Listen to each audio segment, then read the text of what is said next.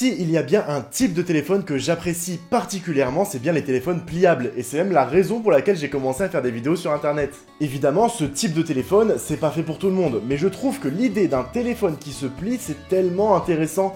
Ça permet de consommer le produit de manière complètement différente, et ça permet même de se détacher de son téléphone, parce que l'écran externe vient te donner toutes les informations importantes, sans avoir besoin de l'ouvrir. Et ça tombe bien parce que Samsung m'a prêté son tout nouveau Galaxy Z Flip 6, pour que je puisse en faire un test complet et que je vous donne mes ressentis. Bienvenue sur Hello Tech, nous allons voir ce que vaut le Galaxy Z Flip 6 après un mois de test. Je vous propose de commencer tout simplement avec une fiche technique du téléphone et puis après on pourra s'attarder au plus intéressant. Le Samsung Galaxy Z Flip 6 est un téléphone pliable de format 22 neuvième de 6,7 pouces avec un écran OLED de 120 Hz. Il est équipé d'un Snapdragon 8 Gen 3 et de deux capteurs caméra, un grand angle à 50 mégapixels et un très grand angle à 12 mégapixels. En ce qui concerne son prix, vous pourrez le retrouver sur le site de Samsung et autres revendeurs à partir de 1199 €. Et vous l'aurez compris, avec son prix, on a là un téléphone premium, en espérant qu'il arrive à combler ses attentes du coup. Passons donc au design du téléphone si vous le voulez bien. Le Flip 6 reprend le design du Flip 5 à une différence près. Cette fois-ci, on a des contours anguleux et on perd du coup ce côté rond qu'on avait sur le Flip 5. Le téléphone est donc en deux parties, avec la partie haute qui contient un écran externe OLED de 60 Hz. Pour moi, ce côté anguleux donne un vrai côté premium au téléphone que j'apprécie énormément. Par contre, il omet un point que je trouve peut-être un peu important, c'est l'accessibilité. En effet, avec des bords ronds, c'était plus facile d'ouvrir le téléphone à une main. Ici, c'est complètement impossible. Alors, c'est peut-être qu'un détail, mais je pense que c'est important de le préciser. Comme le Z Flip 5, lorsque le téléphone est fermé, il ne laisse place à aucun gap entre l'écran supérieur et l'écran inférieur. Et je trouve que c'est vraiment impressionnant de voir en si peu de temps comment la technologie s'est vraiment améliorée, voire même perfectionnée. Mais attention, même s'il n'y a aucun gap entre l'écran supérieur et l'écran inférieur, le téléphone est certifié IP48.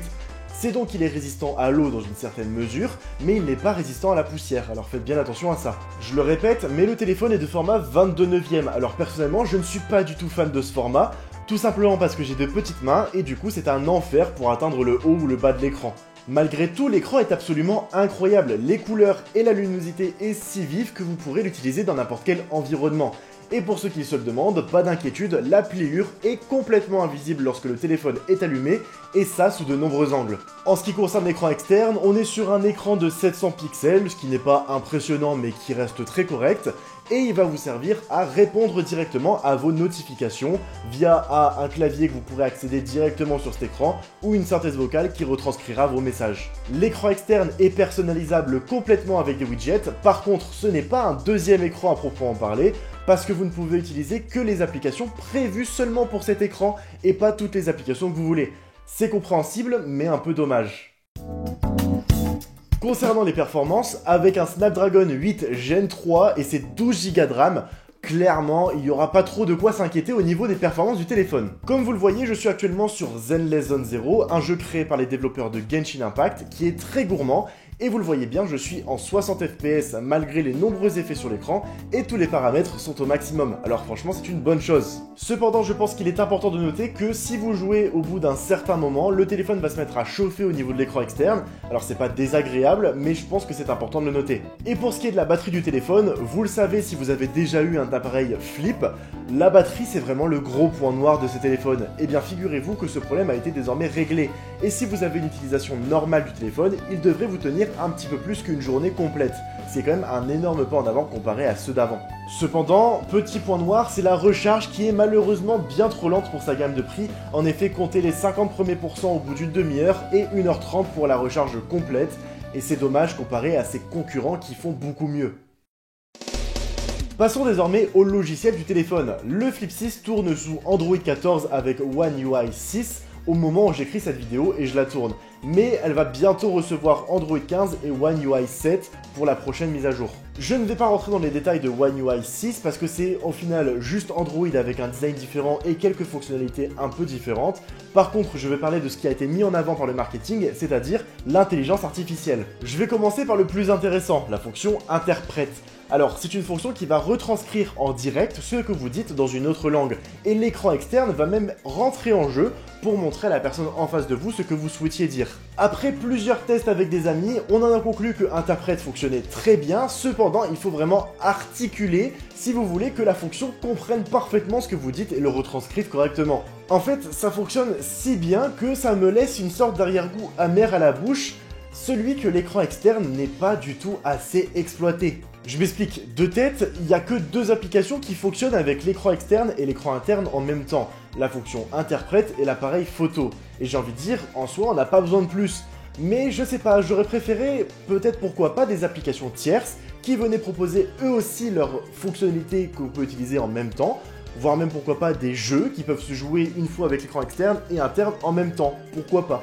Les autres fonctionnalités IA sont assez intéressantes, mais ressemblent plus à des sortes de gadgets que tu vas montrer une fois à tes amis en soirée, puis plus jamais, et elles touchent vraiment au côté photo et intelligence artificielle générative. Par exemple, lorsque vous faites une photo, vous avez la possibilité de dessiner quelque chose dessus, et l'IA viendra placer cet élément sur la photo, ou alors de complètement la transformer dans un style graphique que vous lui demanderez. J'en parlerai pas plus, tout simplement parce que je suis vraiment pas fan de tout ce qui est IA générative, et en plus de ça, les résultats sont tellement différents et les avis tous subjectifs, que je peux seulement vous montrer les résultats, et vous me dites en commentaire si vous trouvez ça intéressant ou non. Le dernier point sur lequel on va parler ensemble, c'est l'appareil photo. Le Flip 6 a fait le choix de n'avoir que deux capteurs caméra, un grand angle de 50 mégapixels et un ultra grand angle de 12 mégapixels.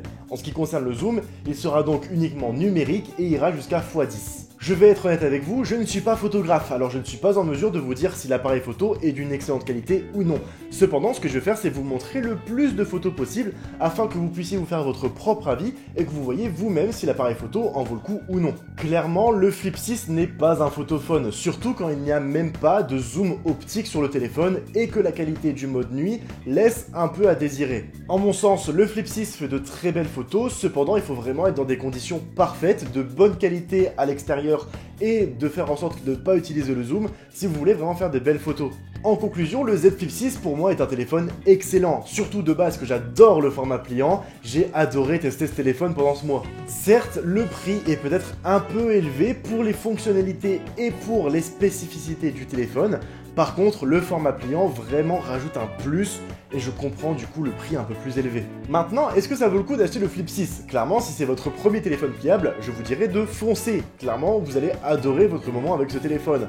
Cependant, peut-être qu'il serait aussi intéressant de regarder le Flip 5, qui lui a des moins bonnes performances, moins bonne batterie et moins bonne caméra, mais utilise la même forme globale du téléphone. Alors si ça ne vous dérange pas ce downgrade entre guillemets, je vous conseillerais plutôt de partir sur le Flip 5 que le Flip 6. Et merci à tous d'avoir regardé cette vidéo. C'était, sachez-le, mon tout premier test de téléphone. Alors je m'attends à ce que forcément ça ne soit pas parfait. N'hésitez pas à me dire en commentaire si vous aviez envie que je parle d'autres points. Je le saurai pour les prochains tests que je vais faire. Je voudrais aussi encore une fois remercier Samsung pour sa confiance de m'avoir prêté le téléphone. Attention, je précise bien que ce n'est pas une collaboration commerciale, je n'ai pas été payé pour le tester, donc je donne vraiment mon avis pur et personnel. Sur ce, je te dis à la prochaine pour une prochaine vidéo. N'hésite pas à t'abonner, liker et commenter comme d'habitude, ça aide énormément au référencement de cette vidéo. Et si jamais tu veux parler avec d'autres fans de tech, n'hésite pas à rejoindre mon Discord en description. Ciao!